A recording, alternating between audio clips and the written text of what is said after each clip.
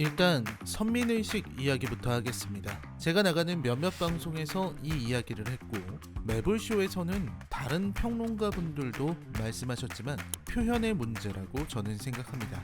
만약 그 표현이 영화가 만만해 보였냐는 말이었으면 이 정도까지 선민의식에 대한 이야기가 나오지는 않았을 거라고 생각합니다. 여기라는 표현이 마치 영화계가 대단한 것이라도 된 것 마냥 구획화된 것이죠. 영화는 전혀 대단하지 않아요. 영화는 그저 영화고 우리가 사랑하는 것일 뿐입니다. 정확히는 우리가 사랑하는 종합예술의 하나에 지나지 않습니다. 그걸 한다고 해서 특권의식을 지닐 필요는 전혀 없습니다. 실제로 영화계에 계신 많은 분들이 그런 의식은 전혀 없습니다. 스스로를 영화인으로 규정하는 건 물론 있지만 그렇기에 단순한 표현의 문제라고 저는 생각합니다. 하지만 선민의식이 없다고 말하기는 어려울 겁니다. 선민의식이 없거나 드러나지 않기 위해서는 나는 이렇다는 의식 자체를 지워야 한다고 생각합니다. 나는 영화를 잘 안다. 나는 평론을 수십 년을 했다. 나는 영화를 수십 편을 만들었다. 그리고 그렇기에 영화평론가나 영화인으로 불릴 수 있다. 라는 일종의 계급의식이 선민의식으로 드러나게 되는 것입니다. 제가 만난 영화평론가, 영화인들 중에서 이런 의식을 지닌 사람들은 꽤 있습니다. 다만 그걸 굳이 드러내지 않는 분들이 있고 구분짓지 않는 분들이 있습니다. 그런 사람들은 존경받을 자격이 있죠. 이 세상에는 영화보다 중요한 것들이 아주 많이 있습니다. 우리는 이걸 잊어서는 안 됩니다. 우리가 사랑하는 영화가 세상에서 가장 중요한 건 아니라는 자명한 사실.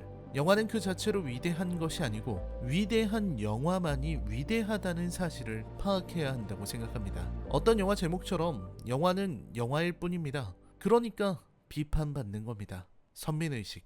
그게 참 알량하거든요. 그래서 저는 여기가 만만해 보였냐는 말은 잘못이라 생각합니다. 그리고 저는 박성광 감독이 절대로 영화계를 만만히 볼 이유도 그럴 사람도 아니라고 생각해요. 다만 영화는 만만히 본 게 아닐까요? 사실 저는 영화를 만만히 봐야 한다고 생각하는 사람이기 때문에 그건 역시 비판하지는 않을 겁니다. 영화가 뭐라고 만만히 보면 안 된답니까? 그리고 영화를 만만히 봐야 도전하는 이들이 생겨나고 만만하지 않다는 것도 알게 되는 거니까요. 영화까지 거 만만히 봐도 된다고요. 다만 제가 이렇게 길게 말하는 이유는 관객은 만만히 보면 안 되는 거잖아요. 안 그렇습니까? 돈을 내고 영화를 보러 오는 관객들은 만만히 보면 안 됩니다. 영화는 만만히 봐야 해요. 그래야 쉽게 접근하고 잘 만들 수 있죠. 문제는 자신의 시간과 돈을 들여서 사랑하는 사람과 행복한 추억을 쌓기 위해서 영화관을 찾아온 사람들의 입에서 엔딩 크레딧이 올라가기 무섭게 내 돈 내놔라는 말이 나오게 해서는 안 된다는 겁니다. 무엇보다도 눈치를 봐야 하는 대상은 관객입니다. 영화는 결국 관객에게 보이기 위한 것이고 그 관객들에게 무언가를 주기 위해서 존재합니다. 상업 영화라면 더욱 그렇죠. 관객의 반응 따위 상관없다고 말하는 사람들은 개봉도 할 필요가 없어요. 그런 영화는 그냥 만들어 놓고 자기 혼자 골방에서 수백 번씩 돌려보면서 자위하면 됩니다. 누군가에게 돈을 받고 보일 영화라면 최소한 기본은 해야 합니다. 이 영화는 기본이 안 된 작품입니다. 이 영화는 세 가지가 아깝습니다. 이 영화를 만든 배우를 포함한 제작진들의 노력이 아깝고 이 영화를 보기 위해 지불한 돈이 아깝고 이 영화를 보면서 들인 시간이 아깝습니다. 그리고 관객들은 오히려 데미지를 입습니다. 친구와 보면 의가 상하고 연인과 보면 사랑이 식고 가족과 함께 보면 의절을 할지도 모를 일입니다. 거기에 보는 내내 눈이 썩고 귀가 문드러지는 것 같은 경험을 해야 하고 내가 좋아했던 배우들이 역대급 흑역사를 쓰고 있는 현장을 보면서 제발 그만해달라 애원해야 합니다. 이 모든 일을 한 영화가 만들어낸다는 점에서 옥남이는 참 대단한 작품입니다. 정확히 말하자면 한국 영화의 장렬한 자폭이라고 할까요? 이런 영화에 투자하는 CJ는 대체 뭐하는 회사입니까? 다들 미치지 않고서야 이런 일이 벌어질 수 있나요? 한국 영화사의 길이 남을 당당히 역대급 망작의 반열에 올라 최악을 논할 자격이 있는 작품. 이 정도면 리얼, 엄복동, 데자뷰, 미스터 주랑 손잡고 진정한 지존을 꼽는 화산 농검을 하기에 충분한 자격을 갖춘 영화. 이걸 보면서 이를 꽉 깨무느라 어금니가 아파서 치과를 가게 만든 전설의 영화. 이런 빌어먹을 하는 말이 자연스럽게 나오게 만드는 성인 군자도 입에 걸레를 물게 만드는 바로 그 영화 웅남이 리뷰입니다. 이제부터 스포일러가 나올 테니 주의하시기 바랍니다. 스포를 주의하라는 건 중의적 의미죠. 네, 맞습니다. 괜히 영화 내용 알았다가 충격받지 마시고 그냥 지나가셔도 좋다는 의미입니다. 그럼 시작합니다.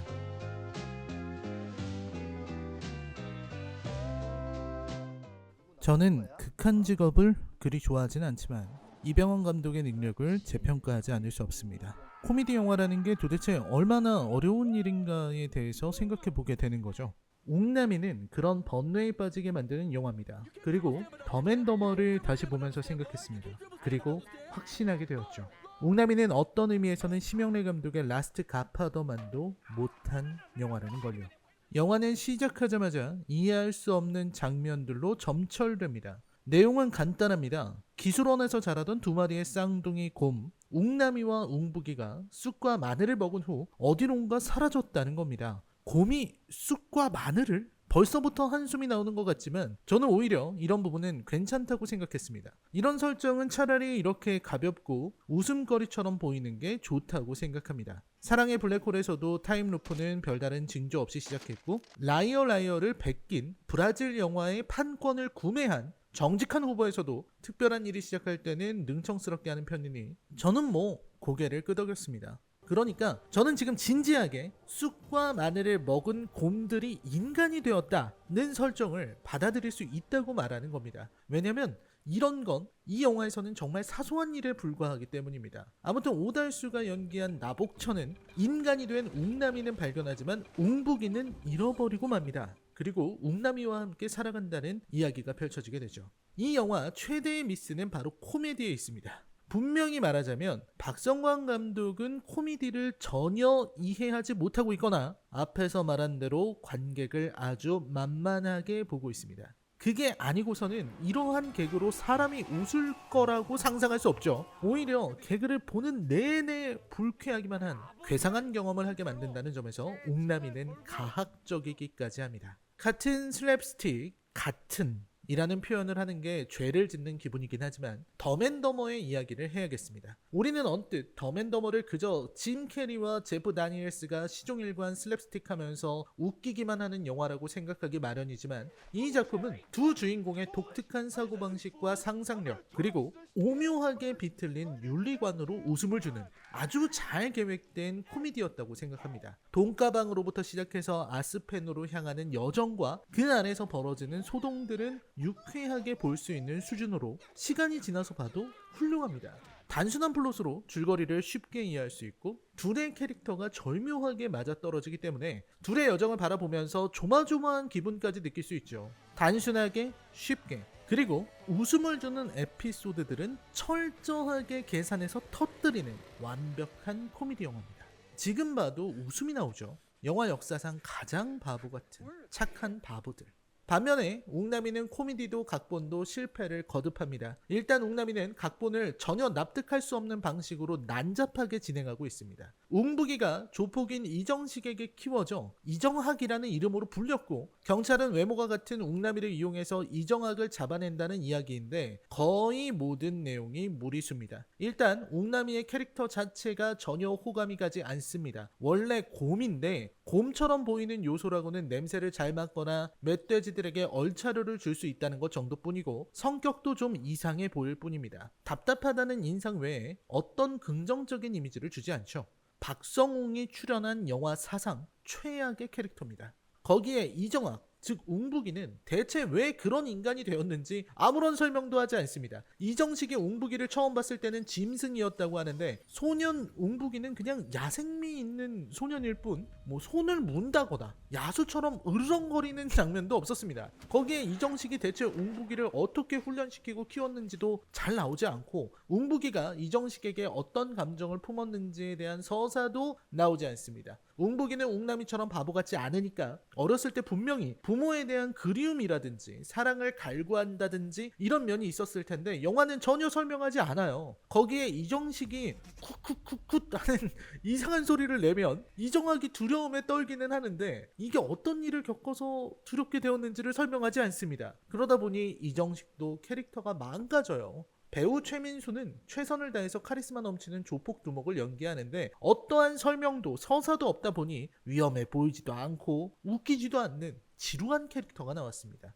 그 연기 잘하는 최민수를 캐스팅했는데 아무리 개성 강한 캐릭터라도 그걸 잡아먹어버리는 배우가 최민수인데 이런 말도 안 되는 캐릭터를 주다니 이해가 되지 않는 거죠. 옥남이는 매력도 없고 옹북이는 서사가 없고 이정식은 지루하다 보니 스토리가 기대가 안 됩니다. 거기에 옥남이를 훈련시켜서 적진에 침투한다는 작전도 허무맹랑하다 보니 아무런 기대가 안 됩니다. 왜냐면 이건 소동이 아니잖아요. 물건 돌려주러 가는 작은 소동이 아니라 진지한 범죄를 해결하는 겁니다. 근데 경찰이 저런 말도 안 되는 짓을 하고 있어요. 이걸 보고 웃을 수 있나요? 마약 범죄인데? 애초에 마약 자체를 가볍게 처리하든지 이야기 자체를 경쾌한 코미디로 몰고 가야 할 노력을 했어야 했는데 이 영화는 그런 부분을 전혀 고려하지 않고 되는 대로 이야기를 풀어갑니다. 스토리를 어떻게 엮어가야 하는지에 대한 이해가 전혀 없으니 이런 일이 벌어지는 거죠. 그리고 영화는 전혀 웃기지 않는 코미디를 반복합니다. 코미디의 수준이 정말 처참할 정도인데 이 수준을 보기 위해서는 초반부에 나오는 술게임 장면을 보면 됩니다. 이 장면이 들어가고 이 장면을 연출했다는 점에서 이 영화는 망할 준비를 이미 끝냈다는 걸 알 수 있습니다. 왜냐면 이 술게임 장면은 그 누구에게도 웃음을 줄 수 없기 때문입니다.